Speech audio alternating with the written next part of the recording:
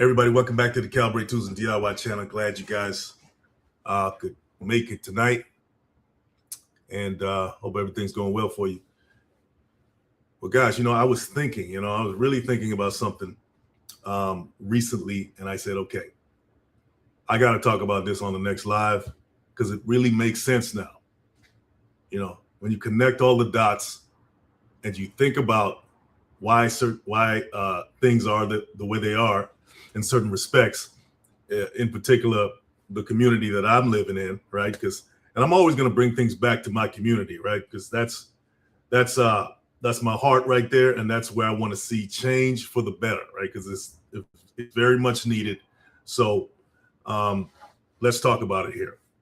Now, I've been talking about AI a lot lately because that's all over the place. It's permeating every aspect of work and life, right? It's just like any other piece of technology.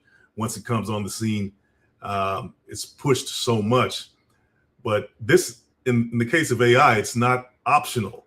You either have to know what's going on with it, you either have to know how to use it, and not just use it on a basic level, but understand how it works and how it's even affecting what you don't think it's affecting, right? In terms of wealth, right?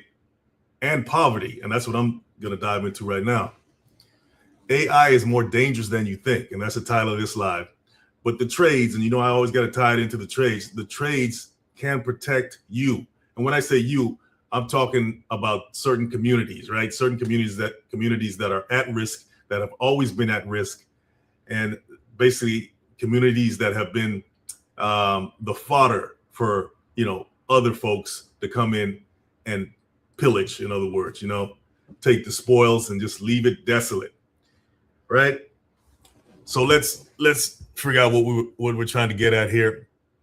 When I thought about it, it took me back to, say, Tulsa, Oklahoma, Black Wall Street, and a lot of communities that were destroyed back in the day, because they didn't want to see African Americans, come up. They didn't want to see them prosper. And these communities were seen as a threat to the status quo. So, they were targeted for destruction, and that's exactly what happened. And then upon further reflection, I realized that it wasn't just to destroy the communities, right? It was basically a land grab, right? These communities were destroyed not to just lay desolate, but these communities were actually taken back, right? The land was taken back.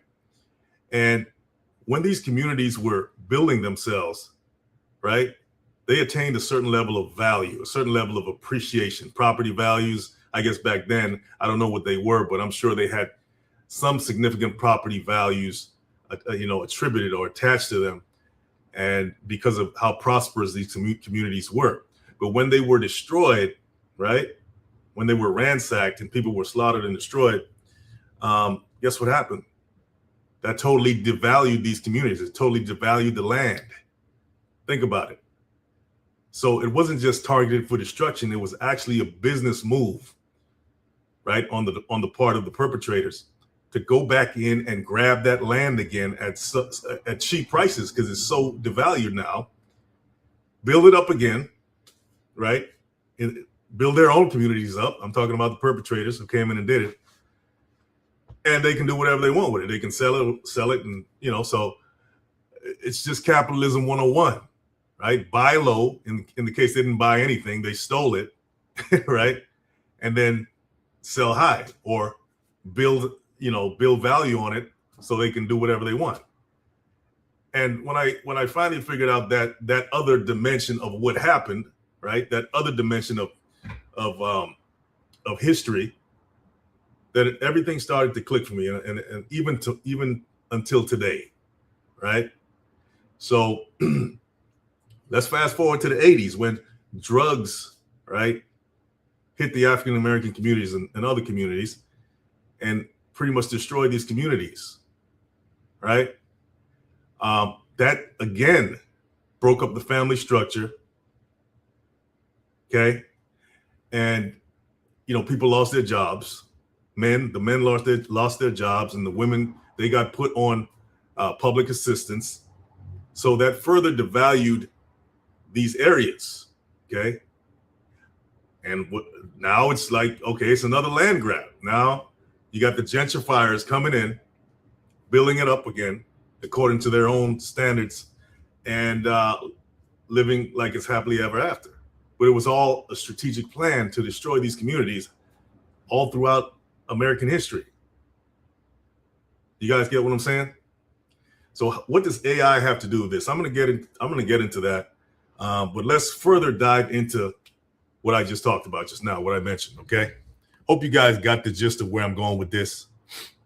All right. Okay. So redlining, you know, I don't know if you guys know what that is, but redlining is when they cut up the African American communities, or they cut up the the land. Okay. And they divided it for their own purposes, right? For votes and all that. And they also had practices when it came to lending as well that were discriminatory. And that meant that a lot of African Americans, or I would say all of them at the time, they were denied, investment opportunities, and they were denied home loans, okay? And so that was all part of the strategy, right? They made it policy. I mean, if you go back and you read books like this, here's a book that you guys should go ahead and read. It's called The Color of Law. Okay. The Color of Law. This is a good book. It dives into all the nuances of how that happened. Okay. It says The Color of Law, a forgotten history of how our government segregated America. Okay. Check it out. Color of Law, guys. That's the name of the book. You want to go check it out. A lot of information in there that'll open your eyes and see, so you can see why things are the way they are right now.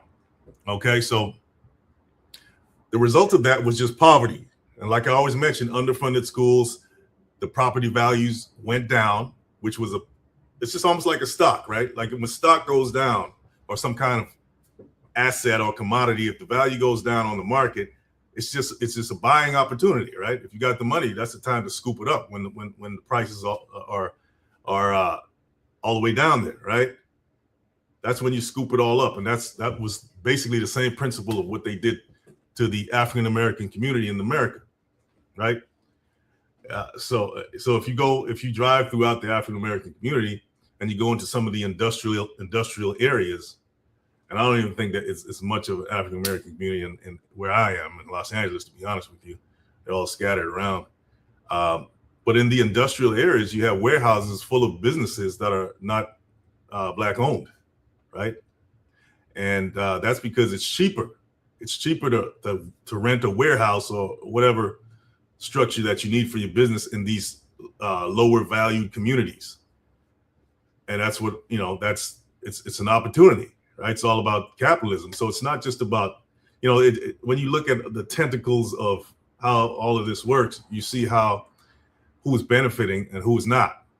Okay. All right. So you got the low property values, and then you also have less political power, right? At the end of the day. And that's another big thing. When you disenfranchise a community, you also neutralize, or you make less potent their political power, their power to sway the votes, right?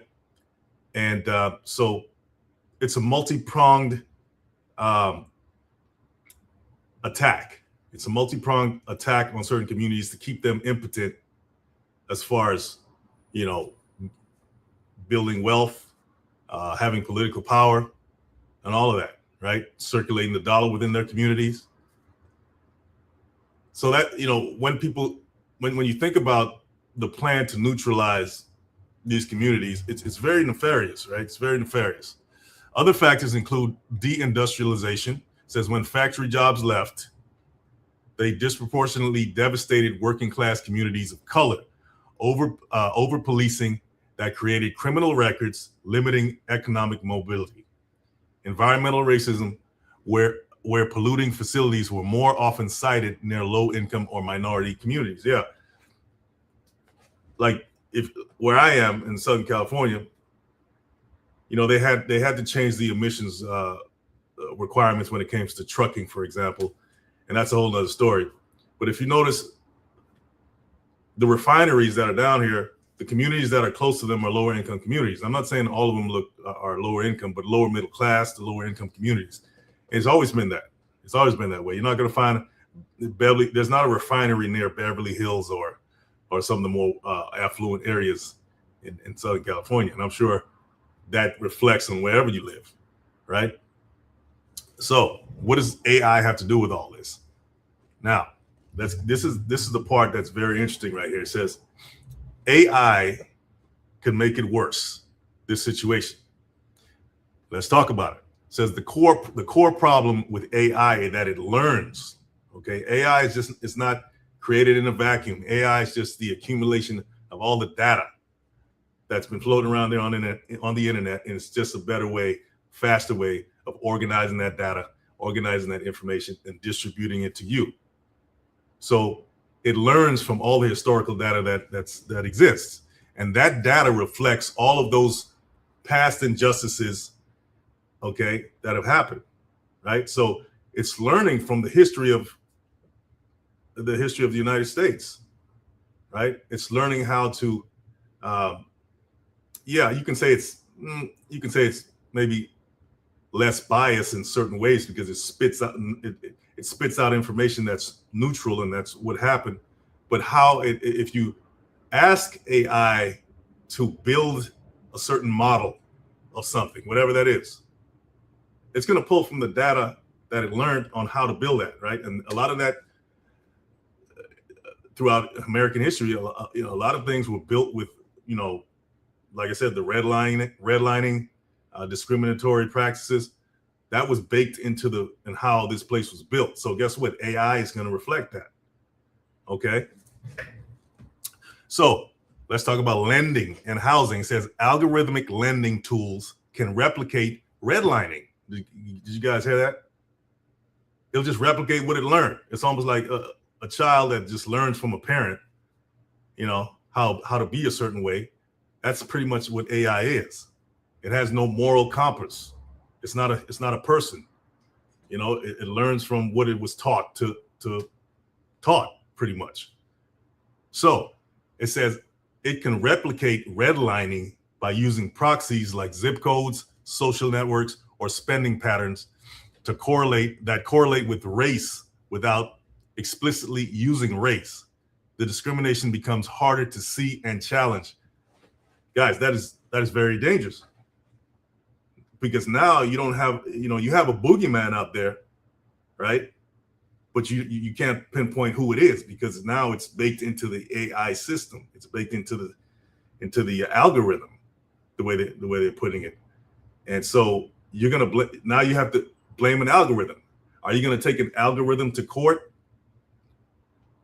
for redress if there's really no one person that's doing this stuff?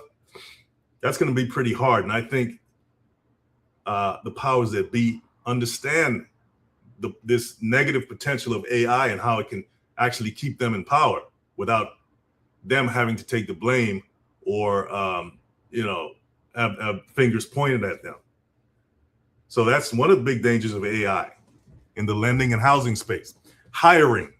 It says automated resume screening trained on past hiring data can perpetuate the bias of whoever did the hiring before. So I think recently I heard that AI is conducting interviews with employees right now. There's some AI system that you don't have to sit in front of a person to interview you. AI is going to do that.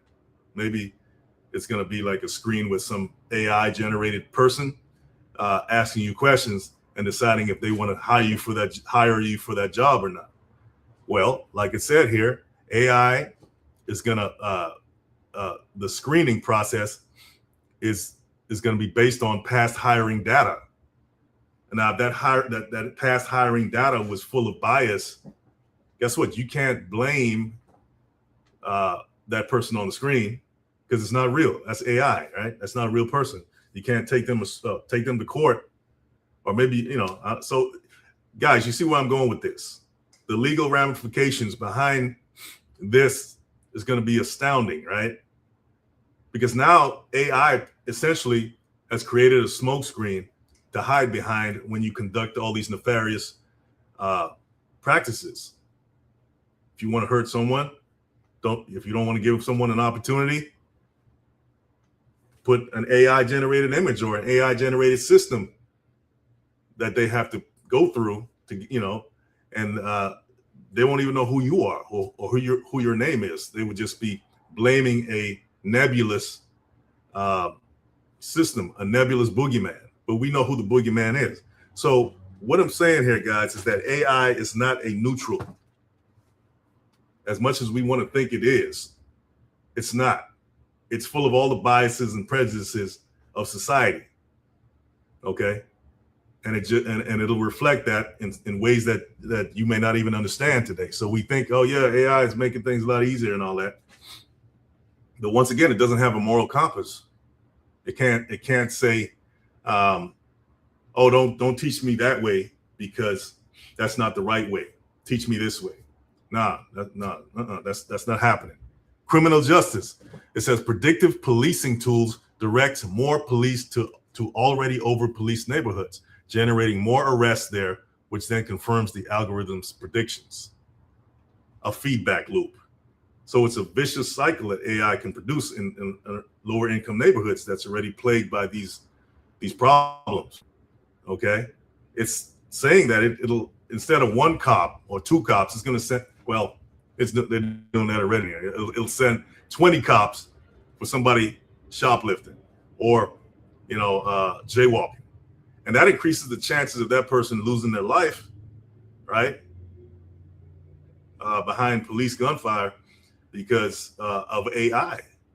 So we see how, it's not just about ChatGPT anymore. It's not, it's way deeper now than that. Okay, and these are some of the things I don't think most people are thinking about. Matter of fact, when I started to dive into it, then I obviously came up with these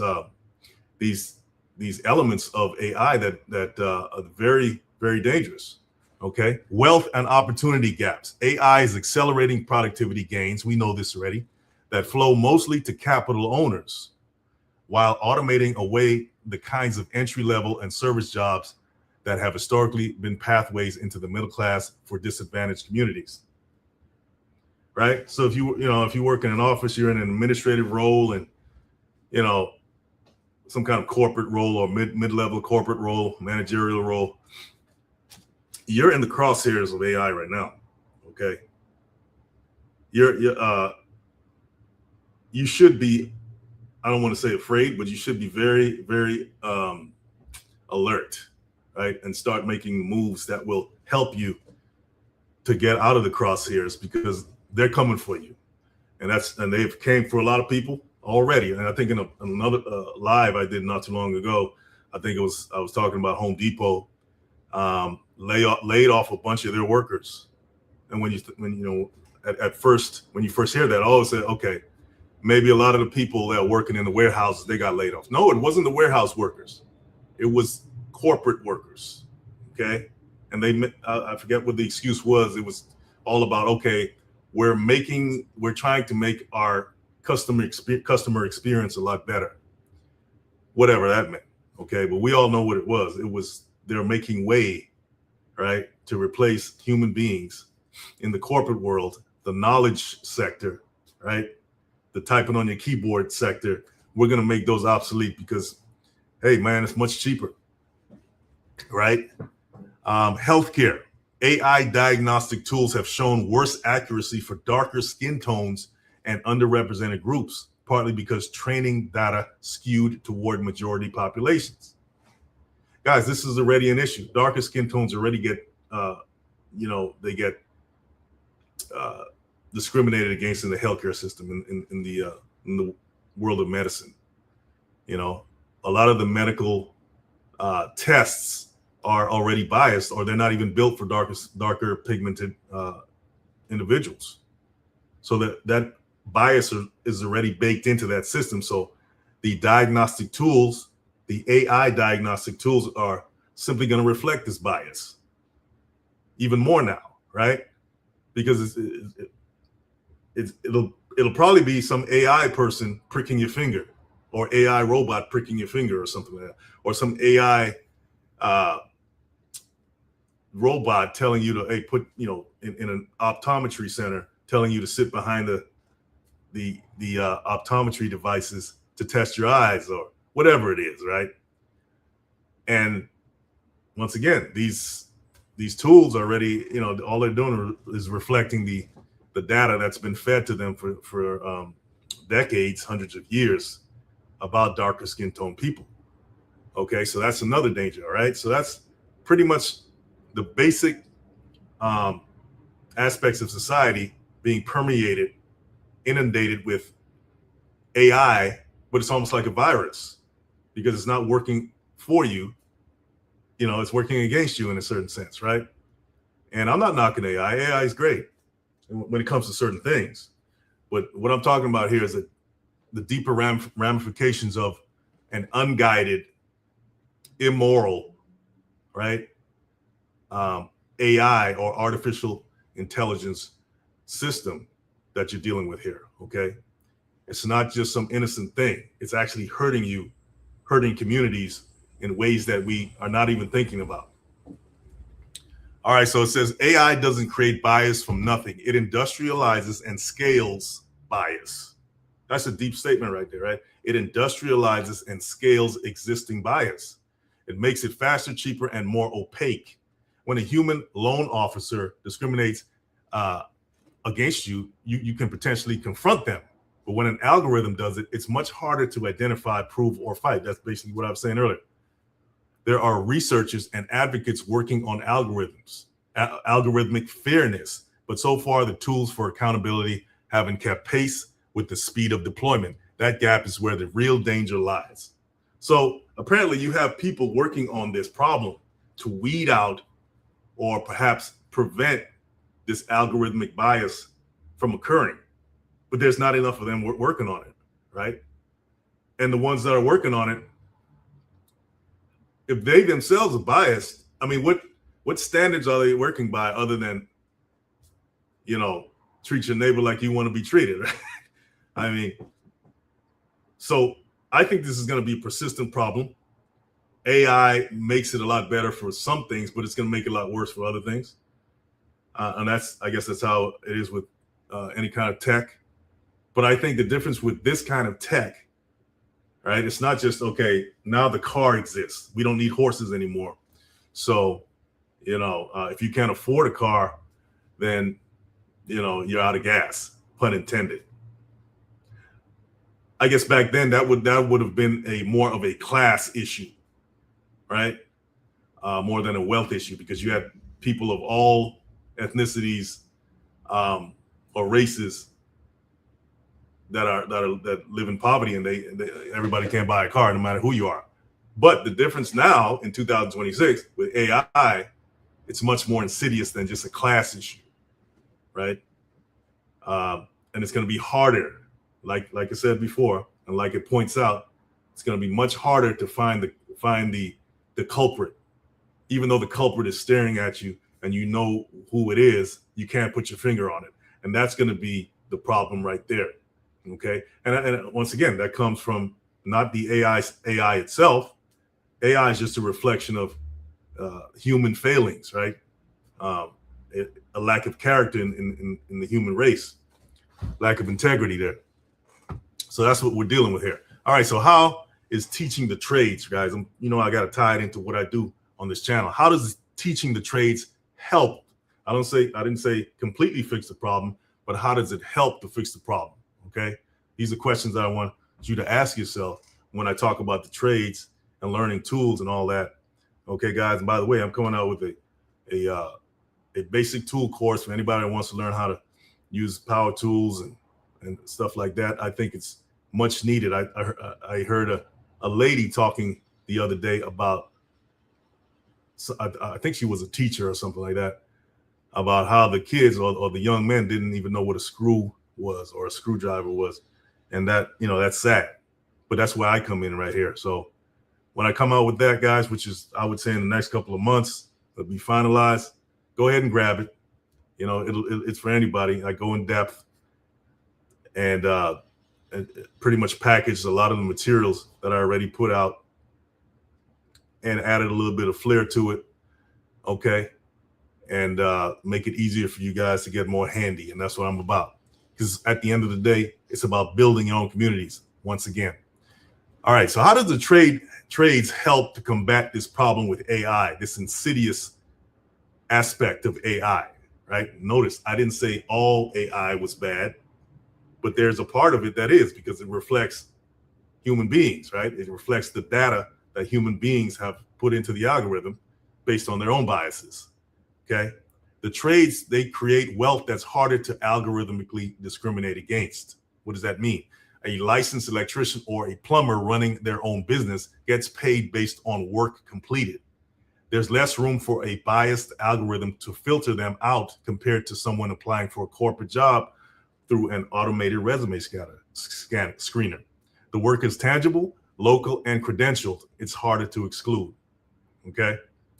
So once again, the tables have turned, where everything was pointing towards security when it came to climbing the corporate ladder and living in a less laborious type of atmosphere, meaning you're sitting at a desk or you're pushing, having meetings and you're on a computer. Those jobs are going to be outsourced, right, into oblivion by AI, guys, and that's just what it is.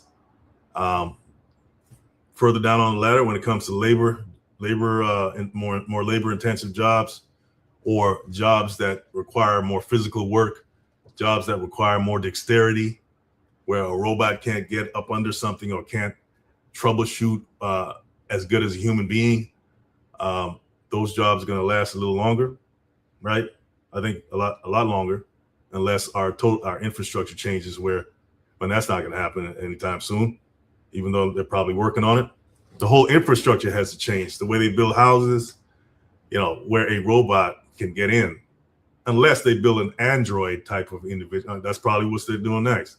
Build an actual, lifelike human type of human-like robot that can function like a human being. That's probably next. Okay. And so, yeah, that makes sense now.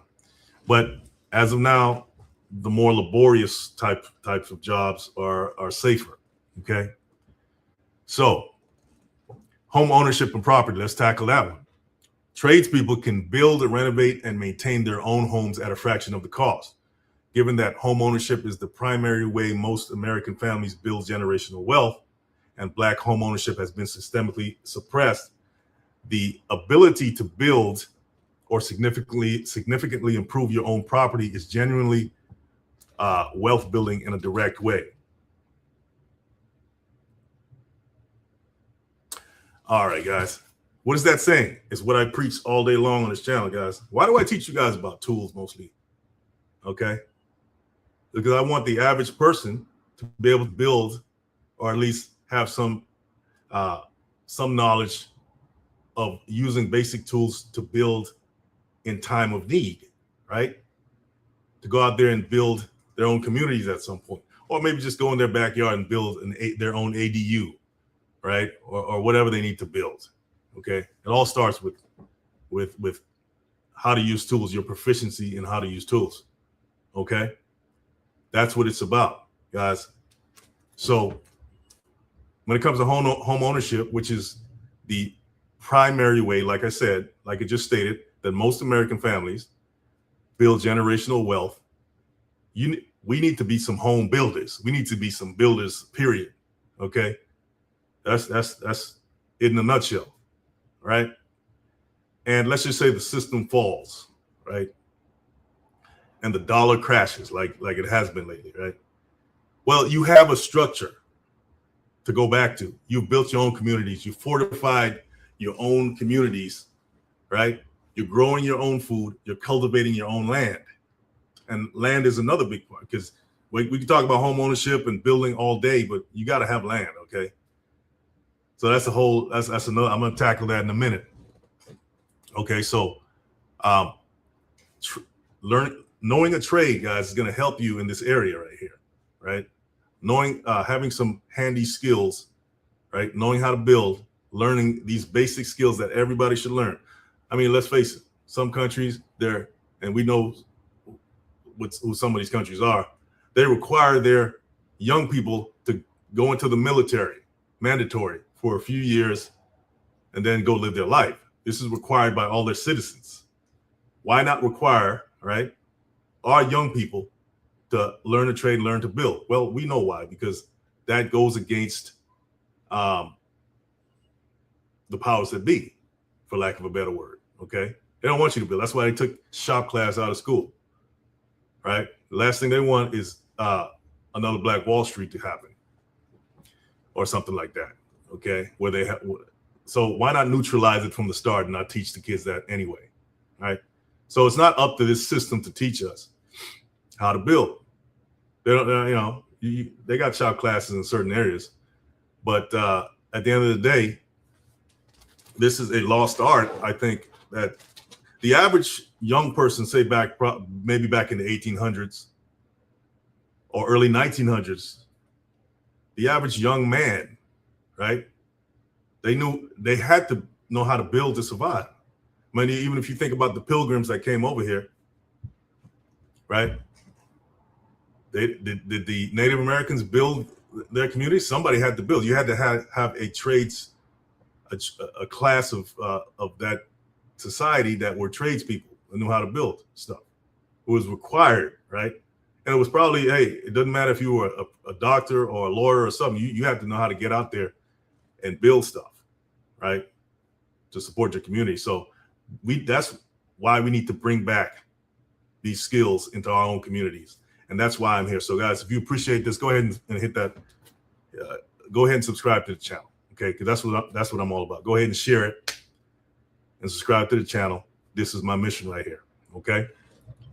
Community economic circulation, okay?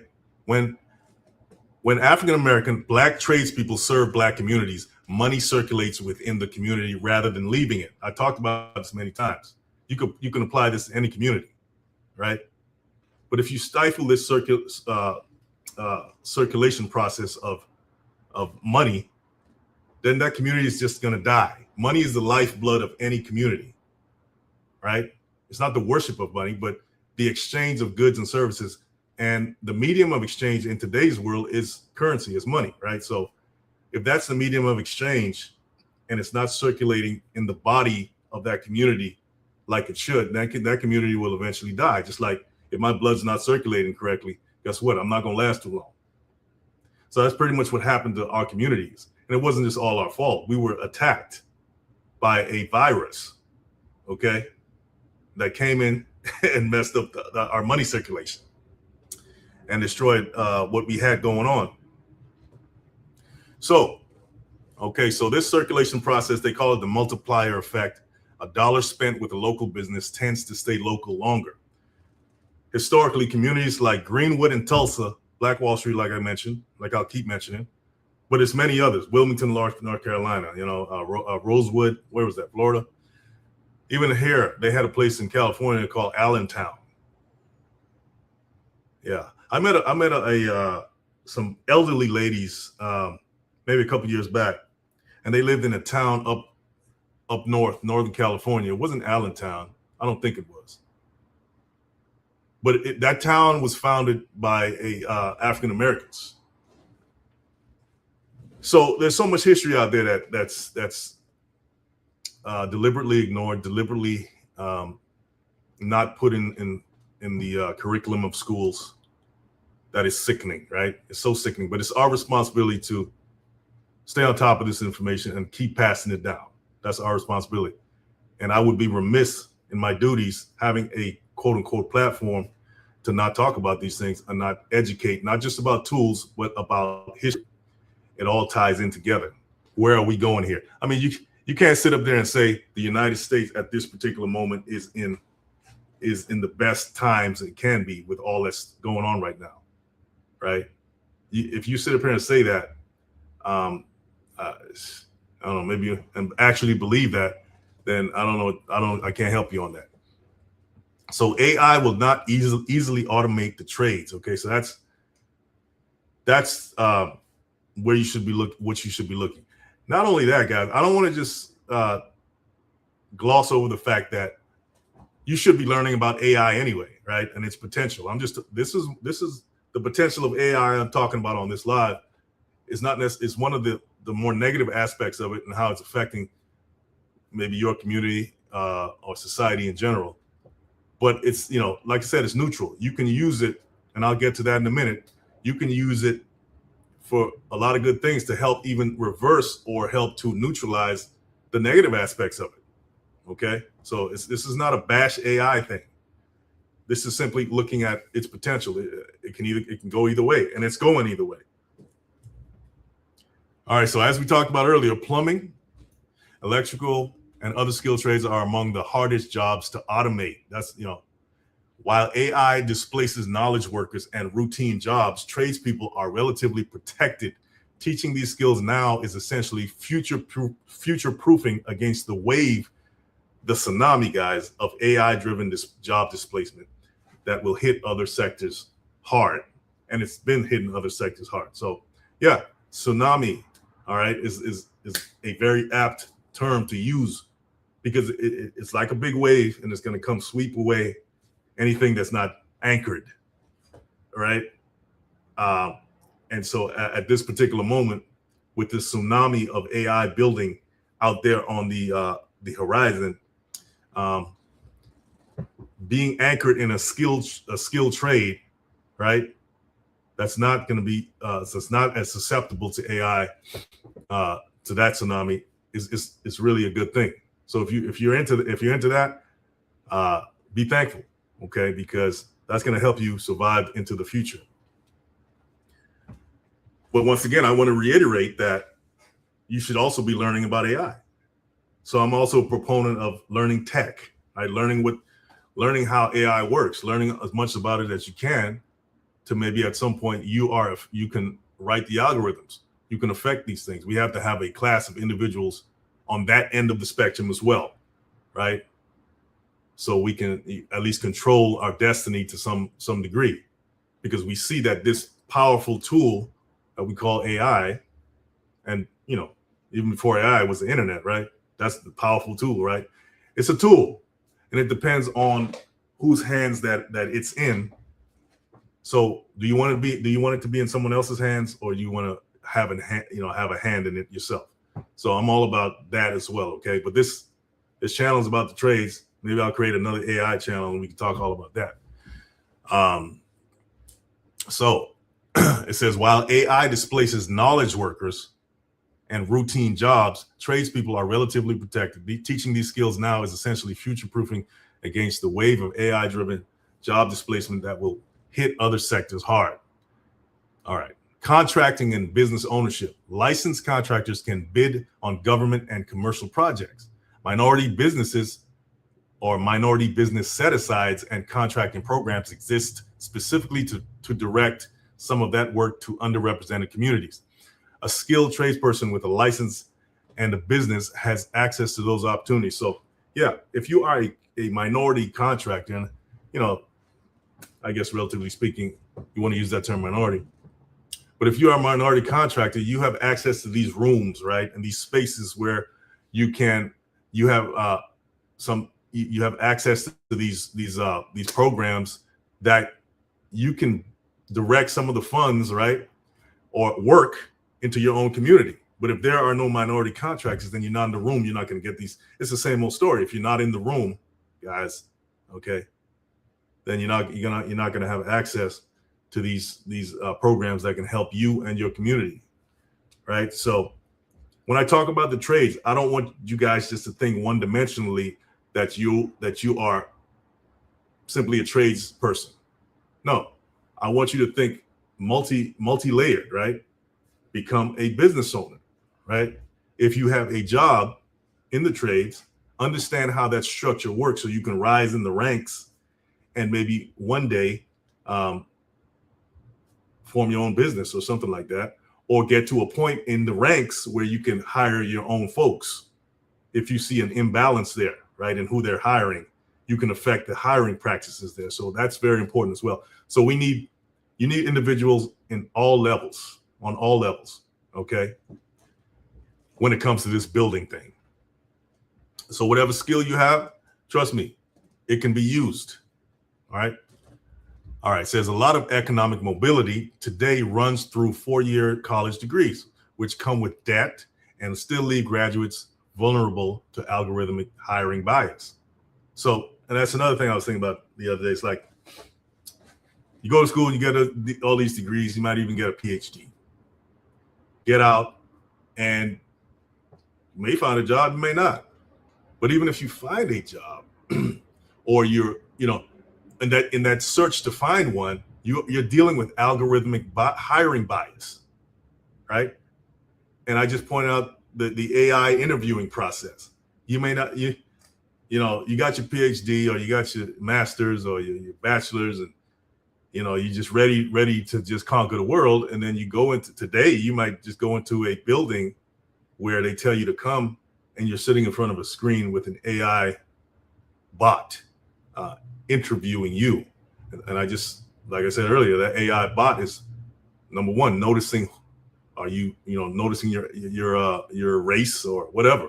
It's probably taking all that into account, and it's probably checking the boxes, and it's saying, oh, no, yes, no. Oh, we got our quota of Black folks. We got our quota of Hispanic folks. We just want 2 or 3. Okay, we got it. And it just checking the boxes, and it just and then it's asking you questions as if it's going to hire you when it's already canceled you. It's stuff like that. But then and then you maybe get an email later and say, oh yeah, thank you for coming down. Appreciate you. You're very qualified. Matter of fact, you're overqualified. Or matter of fact, we fill the position, and so what are you going to do then, right? So that's what these graduates, right, or the people that are seeking these degrees, which is nothing wrong with that. I do think that you have to be credentialed in certain fields, right? You just can't be just willy-nilly out there. But you got to be strategic, because this is what you're facing once you get out, right? Now you have to face the specter of an AI interviewing process. That's what these college graduates are facing now. Trade apprenticeships offer a different path. You can earn while you learn. You can graduate with a license and no debt, and you can enter the field with a genuine demand. Okay. Yeah, guys, there's a lot of people going into some kind of trade. And it doesn't mean you have to abandon your dreams of being whatever that is, or getting a college degree, but you gotta think of other aspects too, around you just wanting to go to college. You may want to start a family one day. You may want to get married one day, right? If you want to secure that part of your future, you need to be thinking more multidimensionally, not just thinking a college degree is going to do that for you. And I think a lot of Gen Zs or whatever, millennials, they're already, they're already awake now. They understand what's happening out there. So they're making moves accordingly. Okay. So let's see here. All right. So this is the whole land discussion I wanted to get in. Like I said, I can talk about building all day long, right? I can talk about building all day long. Hold on, guys. Let me check. Jeremy. Hey, Jeremy, what's going on, man? Good to see you. Don't know if you're still there, but thanks for stopping in. I ain't seen you in a minute. All right. So, guys, we can't neglect this point right here, because without this right here, everything I'm saying, you can throw out the window, right? Land acquisition is the foundation of what I'm talking about, right? You got to have land to build on something, right? You got to own it. You got to control it. That's the resource that they're not creating any more of, right? You can create money. You can create, the Federal Reserve prints money all the time, right? But guess what? They're not printing land anymore, right? So that's why it's a scramble for resources, and that's why, the powers that be, it's all about a land grab. It's been that way since the beginning, since they started doing this whole thing all over the world. It's about a land grab. Okay, so that's the number one thing, right? Historically, land was literally stolen. After the Civil War, the promise of 40 acres and a mule was rescinded. That means that was a lie. They promised it to you and you never got it. And what followed was a century of land loss through legal manipulation, intimidation, tax sales, and outright theft. Okay. Do you know how much wealth the African American community would have right now if none of that happened? Or if they actually got their 40 acres and a mule? It would be a much different story, right? Right. But anyway, research from let's say what it says there, ProPublica and others has documented how Black families lost millions of acres of heirs' property, land passed down without clear titles that became vulnerable to partition sales. By some estimates, Black Americans lost around 12 million acres between 1910 and 1997.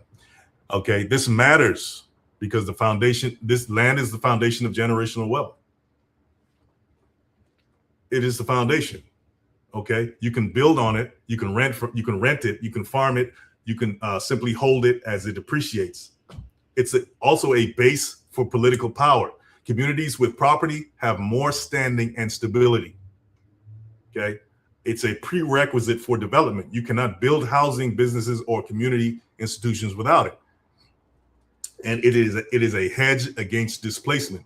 Gentrification fundamentally works by pricing people off land they don't own. Okay. So if you don't own land, right, which is the foundation of any kind of wealth, generational wealth, you are a sitting duck. They can come in and just tell you, just kick you. It's like what they did to African American community all over the country, right? I mean, now Black Wall Street, I think we owned that. So they didn't legally get us off the land. They illegally removed us and destroyed our lands, destroyed our communities, right? They burned us, slaughtered us, and did all that, right? And then they want to talk about, okay, point the finger and say, okay, look at how those people are living. That's the height of hypocrisy, the height of cognitive dissonance. And it's very comical and laughable.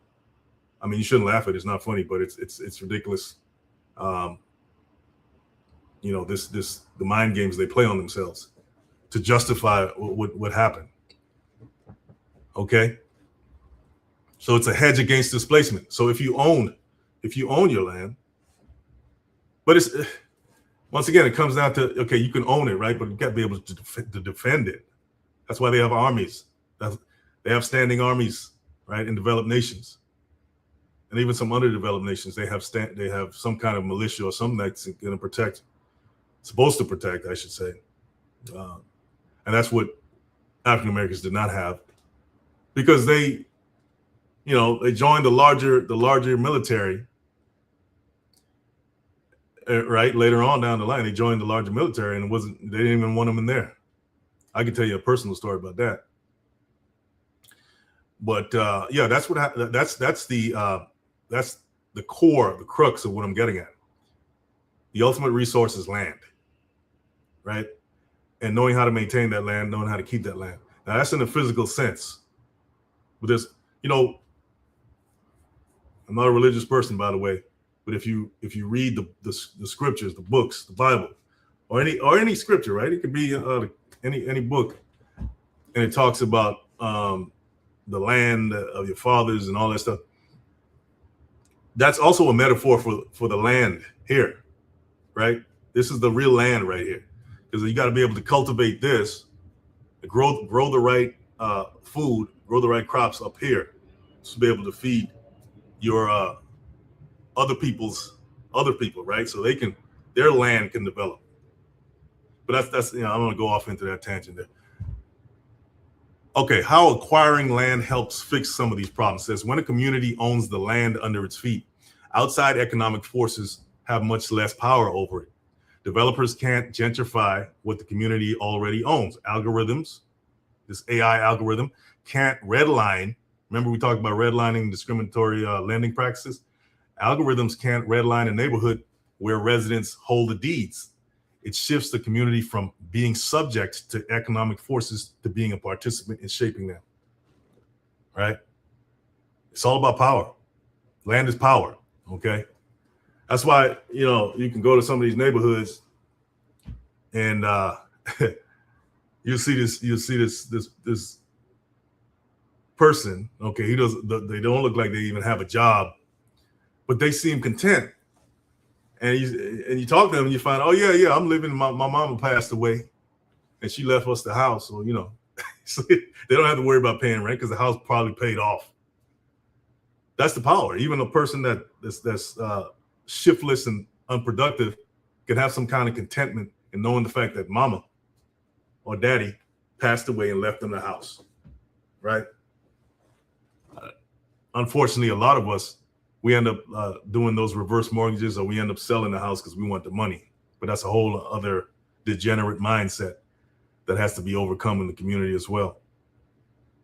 All right, so says you can't redline people when you own. Okay, when you own your land. Community land trusts are one of the most promising models here. The community, if collectively owns land and provides long-term affordable access to it, permanently removing it from the speculative market. This has worked in places like Burlington, Vermont, and it's being adopted in Black communities in cities like Atlanta and Detroit. You guys might want to look into community land trusts, because now you're talking about a community that owns land, right? It's not just you. It's about the community, and that's probably closer to certain societies, right? So now it's not just dependent on you now. So if you mess up, you still have a community that can still keep that land. It has a stake in it. I like that. The trades, though, this is where your previous question, okay. If you had any about the trades and how it connects to this, this is how it connects. If a Black community owns land and has tradespeople who can build on it, you have something remarkable. The ability to create housing, commercial space, community infrastructure, largely from within. The cost of construction drops significantly when you're not paying outside contractors.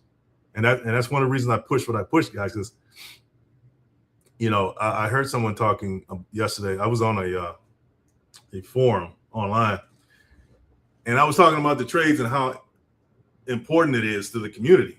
And there was an individual who really, was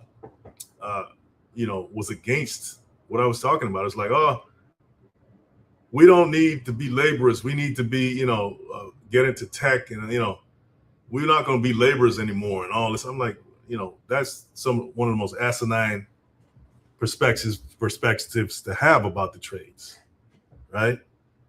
I don't care how advanced you get in the tech world, you still need infrastructure to build that for that tech to rest on, right?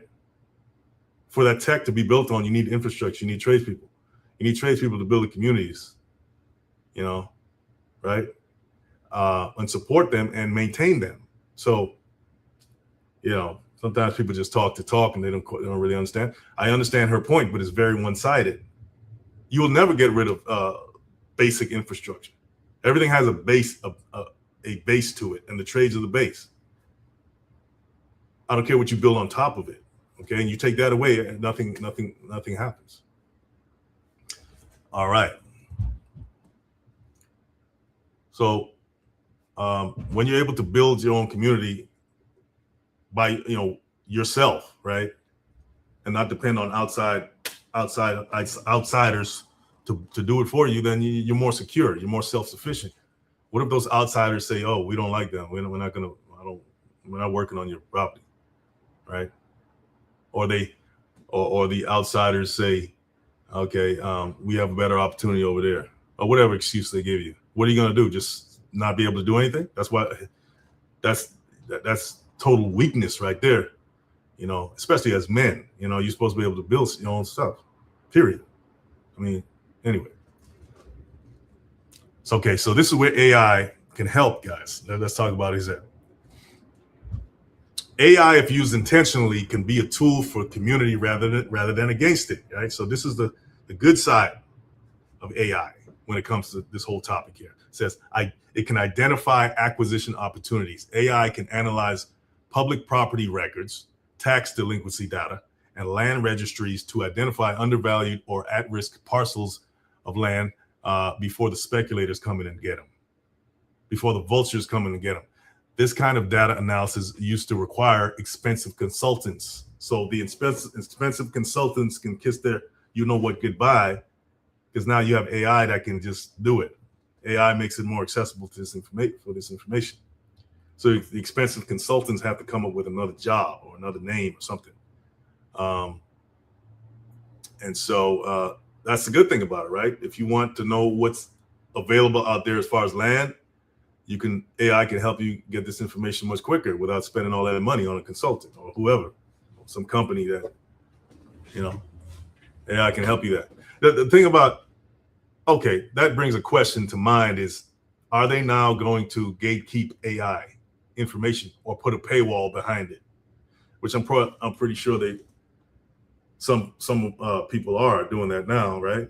You would think, right? So, okay, they think they're gonna not pay us. Okay, guess what? We're gonna make some AI thing. We're gonna run ads to it, talking about we're gonna find you the perfect parcel of land in 10 days or less, or get your money back. Get you all roped in, and then send you to some web page where you got to pay $50 or whatever to get access to the information. So AI make things accessible, but they can make AI unaccessible. Once and monetize off of it. Okay, here's another thing, guys, that happens in lower income communities. All right, which I think we all need to understand. It says one of the biggest causes of land loss is a tangled title in our communities, right? That just means a clouded title. So in other words, property passed down through generations without formal legal documentation. That's what a clouded title is. So, AI tools can help trace ownership histories, identify the heirs, and flag properties that are at risk, helping families clear titles before they lose the land. Let's talk a little bit more about that clouded title thing and how, unfortunately, it leaves individuals in lower income communities at risk big time when it comes to the vultures who know how to just snatch that house from under them, snatch that property from under them, and they can't do a damn thing about it because they thought they owned it because somebody passed it down to them. No, there is such a thing called a title, which documents the ownership process down the line, right? So a tangled title is sometimes called an heir's property. It's when home or a land passed down through generations within a family without ever going through the formal legal process of transferring ownership. Okay, so that's a legal process. And so, mama gave me the house, right? Or grandmama gave me the house, but there was no paperwork or title or anything done. They just moved in or stayed there if they were living there, and didn't even know that they had to get the title, get the transfer of ownership complete. So when someone dies without a will, which is far more common in low income in African American communities, partly due to historical distrust of the legal system. Okay, you can say that about a lot of things. We distrust the medical system because we know what it's done to us, and then we don't always have access to expensive ass attorneys. You got to pay $400 an hour just to draft some kind of paper up. So the property isn't automatically transferred cleanly, as they say, right? It's not a clean title to the next person or to the kids, right?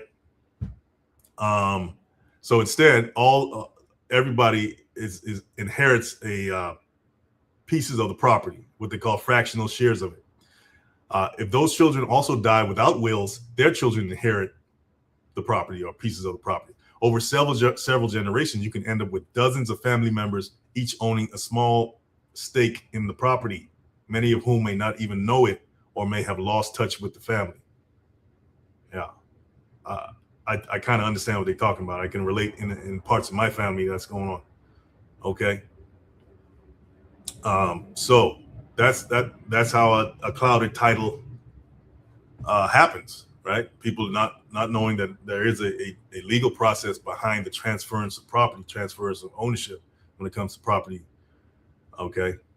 And just like a car, right? Like if I buy a car or somebody gives me a car and they don't give me a title, technically I don't own the car because the title is it hasn't been transferred to me. It's not in my name. So, somebody could take the car and I'm crying about my car got stolen or whatever, and they say, "Oh yeah, do you own the car?" And I said, "I can't produce a title." And what? Guess what? I'm out of gas. I can't produce a title. I never got it. All right, same principle here when it comes to homes. So the family living in the house may feel like they own it. They may have lived there for decades. They may have maintained it. They paid utilities and all that. But legally, their ownership is clouded. This creates serious problems because the title isn't clear. Residents often can't get homeowners insurance. They can't access home equity loans or refinancing, and they can't get federal disaster relief. For example, after Hurricane Katrina, a significant number of New Orleans families lost everything because FEMA couldn't provide aid to homes with tangled titles or clouded titles. You heard that, guys? People couldn't get their money, their insurance money, their FEMA money, because they didn't take the time, or their family didn't take the time to transfer the ownership properly with the proper legal documentation, right? Transfer the titles. They thought they owned it, and they were out of gas, right? Now they lost the house because the hurricane took it away, and they can't get nothing for it. That's a sad state, right? That's a sad state of affairs. And that's because of lack of education. How many of us knew this before, right? Or knew the details of this, and that, you know, and how dangerous it is in a system like this to not be on top of these things. So if you have a parent, an elderly parent or something like that, you gotta, and you have siblings, you gotta work this stuff out before it's too late, right? Before something happens, you got to make sure where you stand in that situation, right? Hurricane Katrina was just and I'm sure many hurricanes. This has happened with a bunch of hurricanes and natural disasters. This has happened, right? It says the most devastating risk is the partition sale.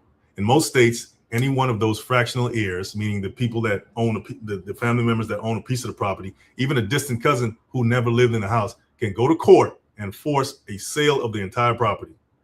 Yeah, all they need is one relative that you never seen in your life, cousin Quan or whoever came, from Alabama, just show up out of nowhere to court in your town, and say, look, I own a piece of that property. Y'all ain't doing nothing without my consent. That's all it takes. That's why they want all the kids, right, or the heirs to be spoken for, right? Even the ones that you probably never seen or heard of or ain't heard of in a long time, to be able to, have the proper documentation so they can move forward, right, with the whole process. Developers and speculators have learned to exploit this. Think about it. The vultures never cease, right? There's always vultures around. Man, we could go deep into that subject about vultures. They got vultures everywhere, right? They got vultures that you can't even see that's around you right now, but that's a whole nother story. So that's just the dark side of human nature, of nature actually as well. Developers and speculators have learned to exploit this, buying out one small heir's share cheaply and then forcing a partition sale, acquiring the whole property at below market value while the family gets very little and loses their home. Man, just to think that some people are in business just to do this. You talk about scam, you know what I'm saying? That's some high. I wouldn't say it's the highest level of scammery, but that's scam on a level that'll get people hurt. You know what I mean? Like, come on now. But this stuff happens out there. Property taxes also become a problem. If no one is clearly designated as the owner, tax bills may not reach the right person, leading to delinquency and eventually tax sales where the government sells the property to recover unpaid taxes. You guys know what a tax lien sale is? You can get some cheap, good properties, almost like a car auction. You can go to these tax lien sales and come up on some good properties for cheap. The scale of the problem. The heirs property or this clouded title issue is estimated to be the leading cause of involuntary land loss among Black Americans. the amount of Black-owned land lost this way over the past century is staggering. Some researchers estimate it represents hundreds of billions of dollars in lost wealth when you account for what land would be worth today. So yeah, we were disenfranchised by institutions. Okay, well, I'm not just when you go back in history and look at this, what happened. Institutions did this to us. It wasn't just the shady developer or the shady contractor that took our house from us. This was a practice to really disenfranchise a whole nation of people, to leave them without the most foundational of all resources, which is land. Right? That, you guys see what I'm saying here? This is what happened here. All right, so how do you fix a clouded title, guys? And I'm gonna end with this. It requires a real estate attorney tracing ownership back through death records. So if you feel that you may be in this situation, or you just kind of woke up or had a light bulb moment based on this live, hearing me talk about this, you want to go find you a good real estate attorney to trace the ownership all the way to the death records, and then identify all the living heirs, okay, getting them to agree on what to do with the property, and then filling out the proper documents to establish a clear title. Now, this can be expensive and complicated, especially when heirs are spread across the country or estranged from the family. Yeah, so it may take some time to get in touch with people, but you don't want cousin, you don't want Pookie to come, cousin Pookie to show up once he heard about that he owns some land, that he's an heir. You don't want him to show up and mess the whole process up.